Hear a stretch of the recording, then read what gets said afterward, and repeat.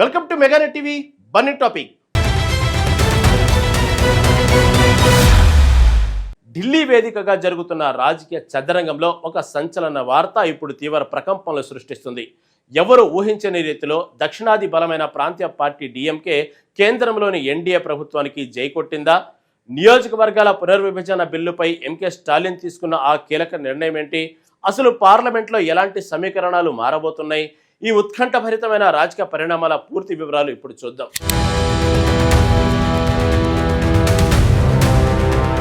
అఖిలపక్ష సమావేశం వేదికగా కేంద్ర ప్రభుత్వం ప్రతిపాదించిన నియోజకవర్గాల పునర్విభజన బిల్లుపై పార్లమెంటు వర్గాల్లో తీవ్ర స్థాయిలో చర్చ నడుస్తోంది.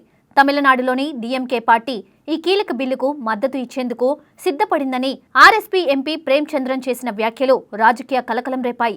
అయితే దీనిపై ప్రభుత్వం నుండి ఎలాంటి అధికారిక స్పష్టత రాలేదని DMK senior MP Trichy Shiva వెంటనే స్పష్టం చేశారు. దక్షిణాది రాష్ట్రాల ప్రయోజనాలకు ఎలాంటి విఘాతం కలగకుండా చూడాలనేది తమ ప్రధాన డిమాండ్ అని ఆయన తేల్చి చెప్పారు. జనాభా నియంత్రణ పాటించేందుకు దక్షిణాది రాష్ట్రాలు నష్టపోకూడదని డీఎంకే గట్టిగా వినిపిస్తోంది.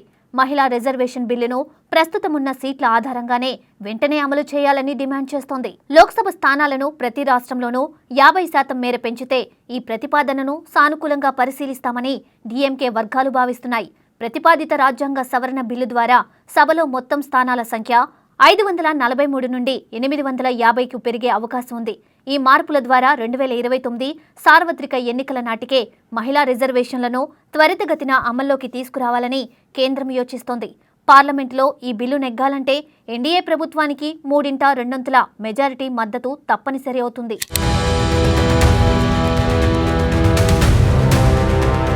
ఎన్డీఏ కూటమికి ప్రస్తుతం స్పష్టమైన సంఖ్యాబలం ఉన్నప్పటికీ రాజ్యాంగ సవరణకు అవసరమైన 360 ఓట్ల మార్కును చేరుకోవాల్సి ఉంది.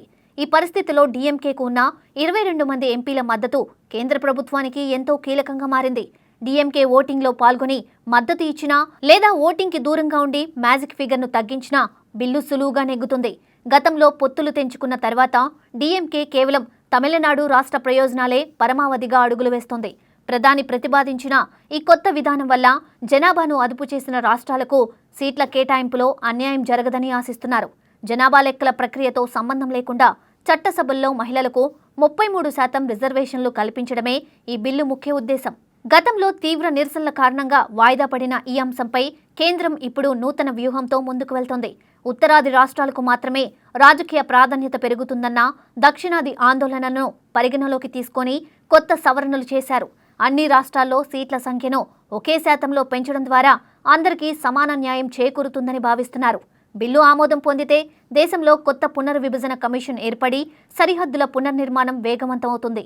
తమిళనాడు ప్రయోజన కాపాడడమే ధ్యేయంగా కేంద్ర నిర్ణయాలపై డీఎంకే తన వ్యూహాత్మక వైఖరిని స్పష్టం చేస్తోంది.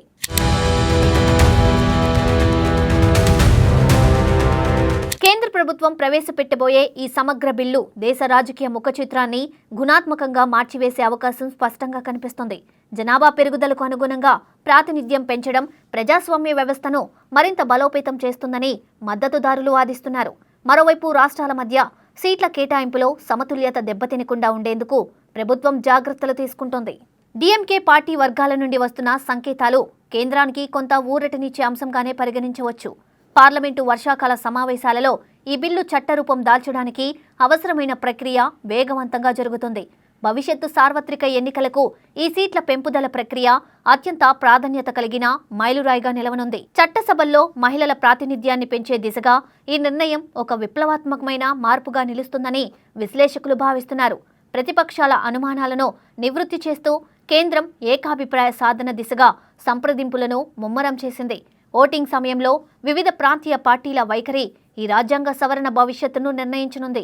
దక్షిణాది రాష్ట్రాల హక్కుల పరిరక్షణే ధ్యేయంగా ఎంకే స్టాలిన్ నేతృత్వంలోని ప్రభుత్వం అడుగులు వేస్తోంది. వచ్చే ఎన్నికల నాటికి నియోజకవర్గాల సరిహద్దులు మారి కొత్త రాజకీయ సమీకరణాలు రూపుదిద్దుకోవడం ఖాయంగా కనిపిస్తుంది.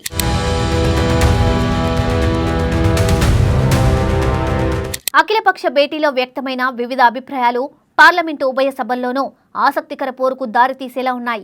డీఎంకే మద్దతు లభిస్తే ఎన్డీఏ ప్రభుత్వానికి ఈ కీలక మైలురాయిని చేరుకోవడం చాలా సులభతరం అవుతుంది.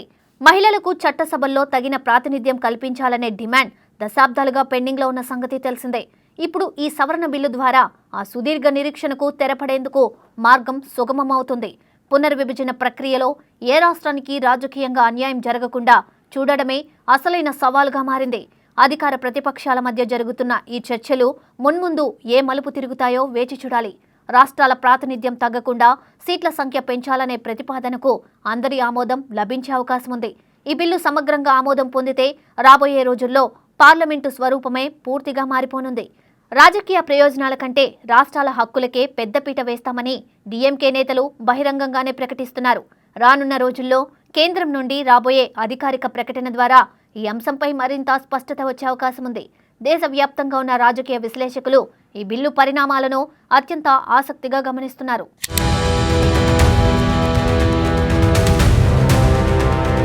పరిమితులు ఉన్నప్పటికీ ప్రజాస్వామ్యబద్ధంగా సీట్ల సంఖ్యను పెంచడం వల్ల అన్ని ప్రాంతాలకు సరైన ప్రాతినిధ్యం లభిస్తుంది.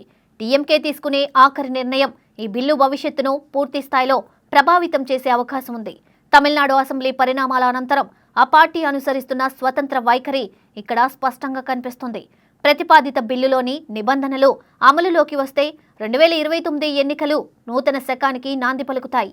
ప్రతిపక్ష కూటమిలోని ఇతర పార్టీల మద్దతు కూడా కూడగట్టేందుకు ప్రభుత్వం వెనుకాడకుండా ప్రయత్నాలు సాగిస్తోంది. సీట్ల పెంపు ప్రక్రియ వేగవంతమైతే దేశవ్యాప్తంగా ఎంపీ స్థానాల పరిధి కూడా క్రమబద్ధంగా మారనుంది. జనాభా ప్రాతిపదికన మాత్రమే కాకుండా ప్రాంతీయ సమతుల్యతను కాపాడడం కూడా అత్యంత ముఖ్యమైన విషయంగా భావిస్తున్నారు. భవిష్యత్తు తరాలకు మెరుగైన రాజకీయ ప్రాతినిధ్యం అందించేందుకు ఈ బిల్లు దోహదపడుతుందని మద్దతుదారులు చెబుతున్నారు. సభలో బిల్లు నెగ్గడానికి అవసరమైన సంఖ్యాబలాన్ని సమకూర్చుకోవడంలో ఎన్డీఏ వ్యూహాత్మకంగా వ్యవహరిస్తోంది. పార్లమెంటు వేదికగా జరగబోయే ఈ విస్పష్ట చర్చలు భారత రాజకీయ చరిత్రలో నిలిచిపోయే అవకాశం ఉంది. అన్ని ప్రాంతాల ప్రయోజనాలను కాపాడుతూనే మహిళా రిజర్వేషన్ల అమలు దిశగా అడుగులు పడడం విశేషం.